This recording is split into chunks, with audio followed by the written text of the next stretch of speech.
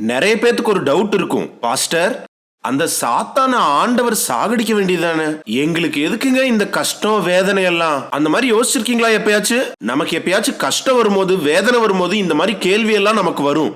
சாத்தான சாவடிக்க வேண்டியதான ஆண்டவர், உலகம் முழுசும் நல்லபடியா மாறிடும்ல, இது என்ன சோதனை டிப்ரெஷன் கஷ்டம் எல்லாம், சாத்தானோட சோதனை எதுவுமே இல்லாம பண்ணிடலாம்ல அப்படின்னு நம்ம நினைப்போம். அப்பனா பவுலிங்கே போடாம பேட்டிங் பண்ணணும்னு நீங்க ஆசைப்படுறீங்க. மேட்ச்ல நீங்க ஒரு நல்ல பேட்ஸ்மேன் எப்ப தெரியும்? சவாலான பவுலர் இருக்கும் போது தானே தெரியும். சும்மா நீங்க அந்த பக்கம் போய் பேட்டை தூக்கிட்டு ஜெயிச்சிட்டேன் அப்படின்னு சொன்னா எப்படி இருக்கும்? உங்களை பைத்தியம்னு சொல்லுவாங்க. ஏன்னா அங்க யாருமே பவுலர் இல்ல. வாழ்க்கையில சில நேரம் போராட்டம் இருக்கும். நீங்க ஜெயிக்கிறீங்க இல்லாட்டி நீங்க ஜெயிச்சிட்டீங்க அப்படின்னு நமக்கு சொல்றது என்ன தெரியுமா? அந்த போராட்டம் தான்.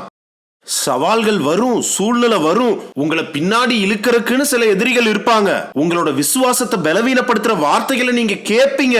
உங்களை கஷ்டப்படுத்தி அவமானப்படுத்தி துக்கப்படுத்தி உங்ககிட்ட இருக்கிற சமாதானத்தை திருடிட்டு போகணும்னு நினைக்கிறவங்க நிறைய பேர் இருப்பாங்க. நம்ம தேவனுடைய பிள்ளையே, சோதனை இருக்குன்னு சொல்லி சவால்கள் இருக்குன்னு சொல்லி பின்வாங்கி போறது கிறிஸ்தவ வாழ்க்கை இல்ல. நில்லுங்க. உங்க சார்பா யாரு போராடுறா? ஆண்டவர் போராடுறாரு. அவர் உங்களுக்கு வெற்றியை தர போறாரு. அதனாலதான் அப்போஸ்தலனாகிய பவுல் சொல்லுகிறார், கிறிஸ்துவுக்குள் எப்பொழுதும் எங்களை வெற்றி சிறக்க பண்ணி எல்லா இடங்களிலேயும் எங்களை கொண்டு அவரை அறிகிற அறிவின் வாசனையை வெளிப்படுத்துகிற தேவனுக்கு ஸ்தோத்திரம் என்கிறார். நாம் அவருடைய நல் வாசனையா இருக்கும்படிக்கு, அவரை அறிகிற அறிவின் வாசனையா இருக்கும்படிக்கு நம்மை தெரிந்திருக்கிறார் என்று அங்கே எழுதப்பட்டிருக்கிறது. கிறிஸ்துவின் ஞானத்தை அறிவிக்கிற நல்வாசனை.